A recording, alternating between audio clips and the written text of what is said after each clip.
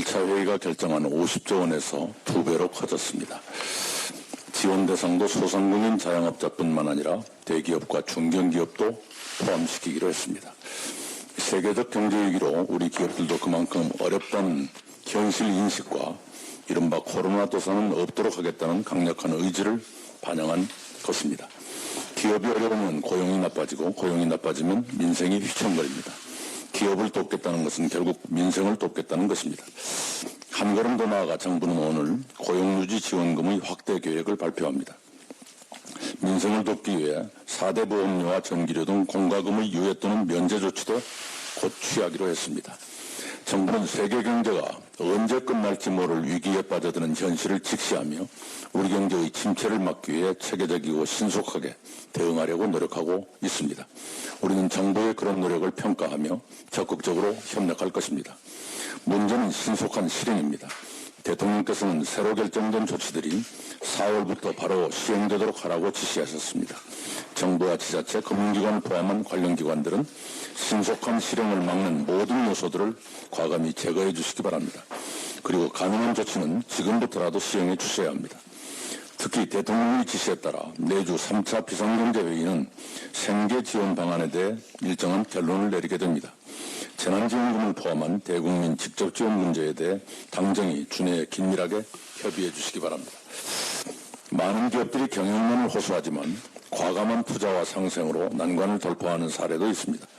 한 유통업체는 매출 감소에 비례해 매장 수수료를 내리거나 관리비를 면제하고 협력사들과 210억 원 규모의 동반성장 펀드를 조성했습니다.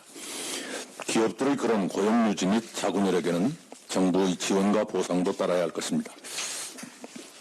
반대로 위기를 틈타 부당하게 인원을 줄이는 기업에 대해서는 정부도 단호하게 대처해야겠지만 국민도 용납하지 않을 것입니다.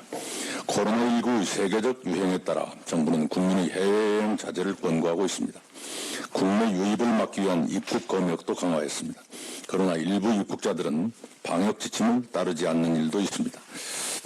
국민의 건강과 생명을 지키기 위해 정부는 해외 입국자와 확진자들을 엄정하게 관리해 주시기 바랍니다.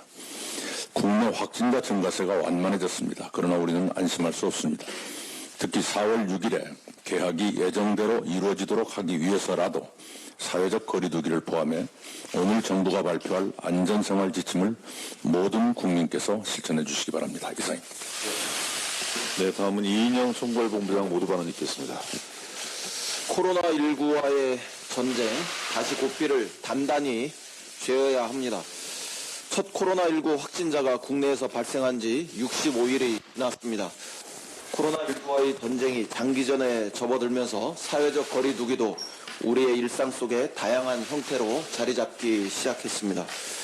드라이브스루, 워킹스루 진료와 함께 재택근무, 화상회의, 장보기 같은 비대면 문화가 사회 트렌드가 되고 있습니다.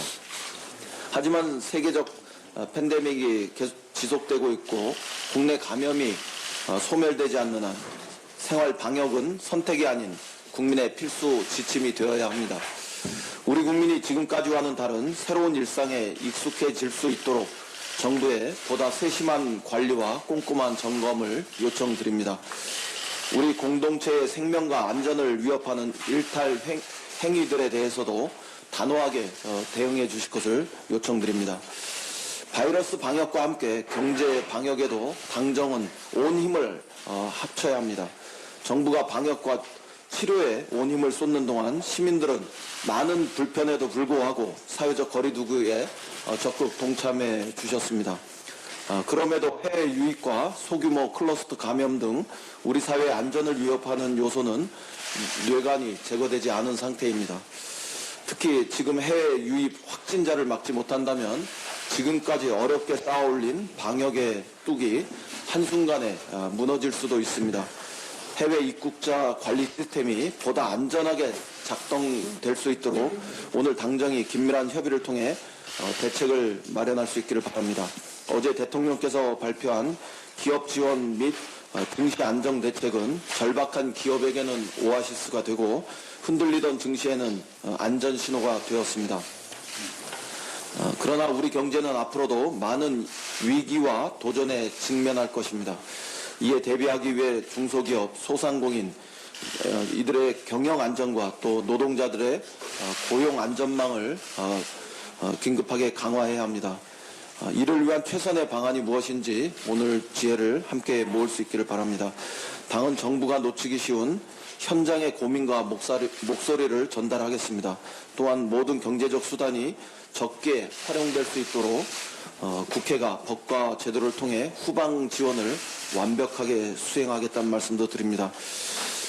이낙연 위원장님 말씀하셨지만 국민 여러분께 다시 한번 당부의 말씀을 올립니다. 지난 주말 많은 분들이 완연한 봄 기운에 폭구경을 위해 산으로 들로 나섰습니다.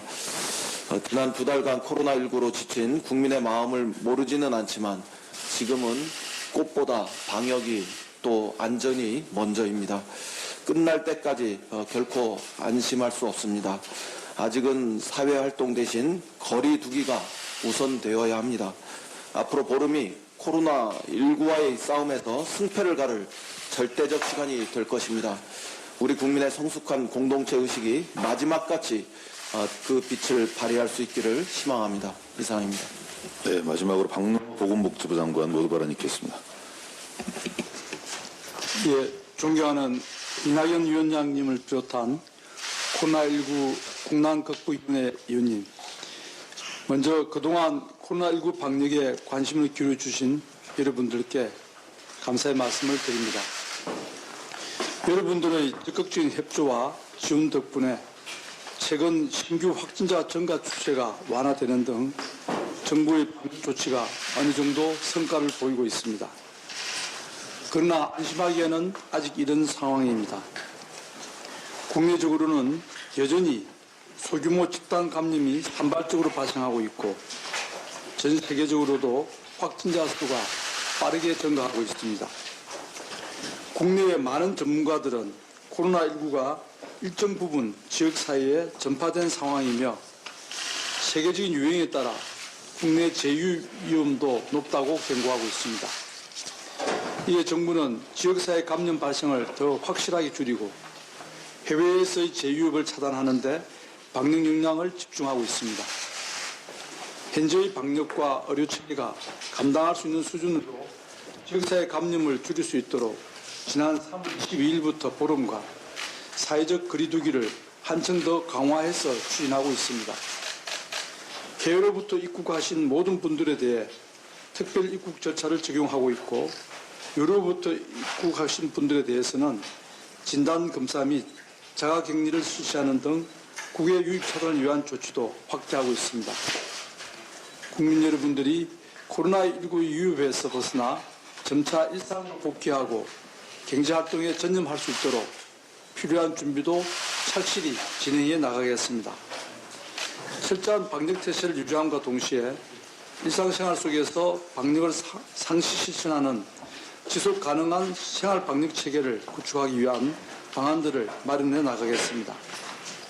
정부는 앞으로도 전례 없는 이번 위기 상황에 총력을 다해 대응해 나가겠습니다.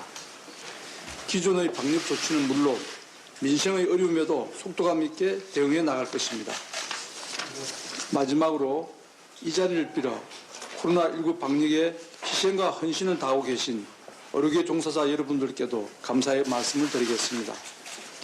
무엇보다 많은 어려움과 불편함에도 불구하고 성숙한 시민의식에 기반해 정부의 방역정책에 충실하게 협조해 주신 국민 여러분께는 특별히 감사의 말씀을 드립니다.